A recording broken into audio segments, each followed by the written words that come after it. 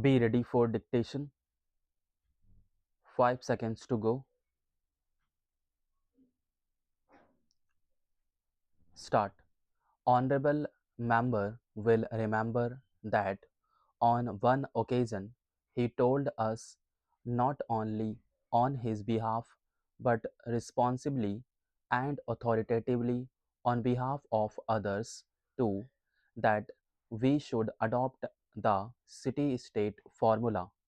We adopted it although we had come to some other conclusion because we were anxious and eager to please.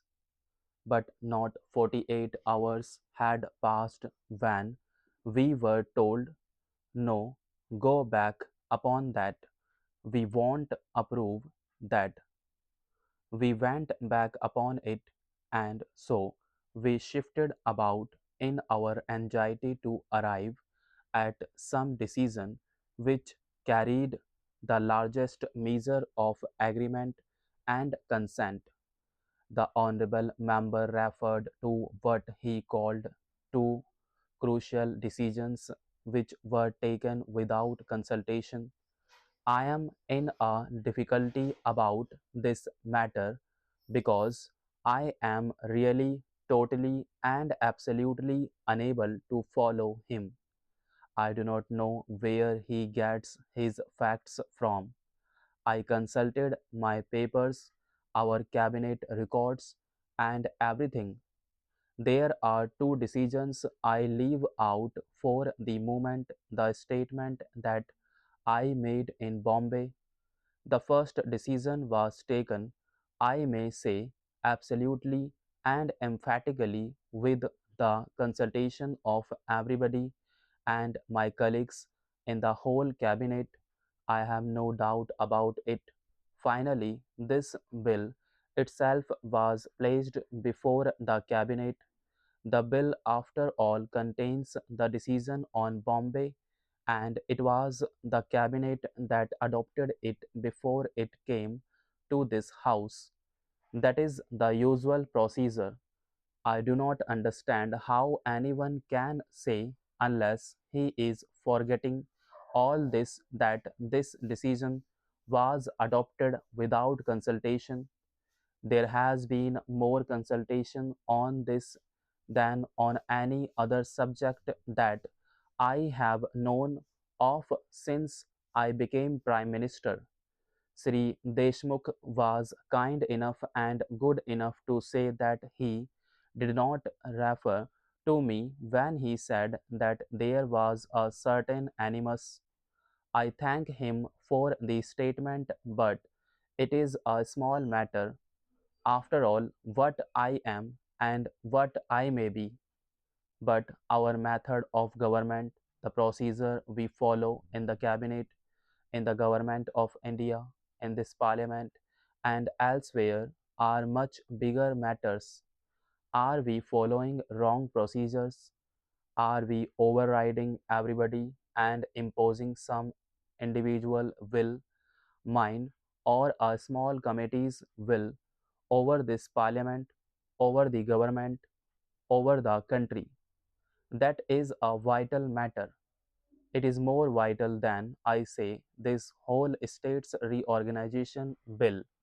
If we go wrong, how are we to function?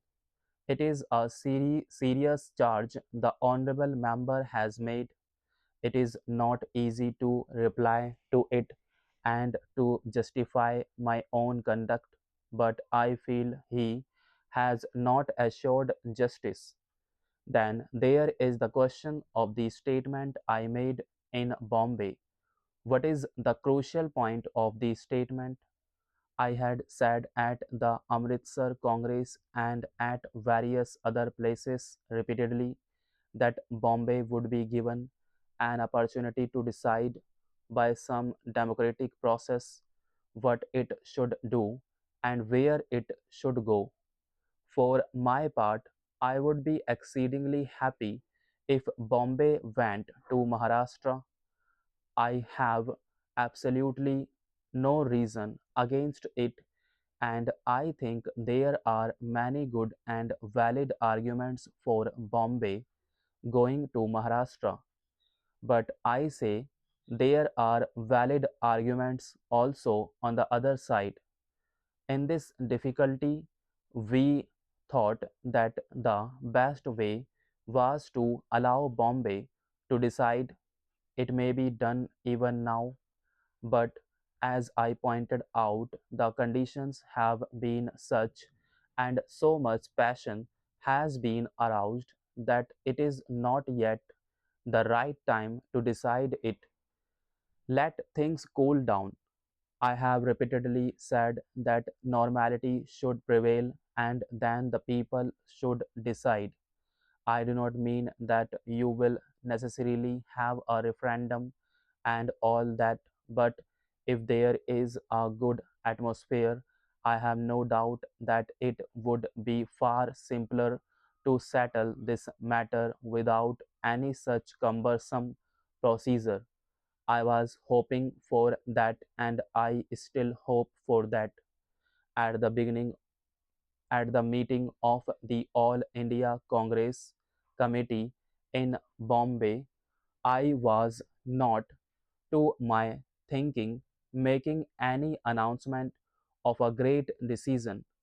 I was merely stating what I had stated repeatedly, my view, and I am somebody after all. A prime minister is a prime minister, and he can lay down the policy of the government. I know something about democratic procedure. I know something about party procedure. I know what the prime minister's duties are, and in the constitution that we have and Britain has, the prime minister is the linchpin of government. To say that the prime minister cannot make a statement is itself a monstrous statement. I entirely fail to understand where the honorable member has got his acquaintance of democracy and of what, under the present constitution of India and England, the prime minister is, what he can do and what he cannot do. I am something more than the Prime Minister. We are all something more. We are the children of the Indian Revolution, and that still exists in our body and spirit. Spirits.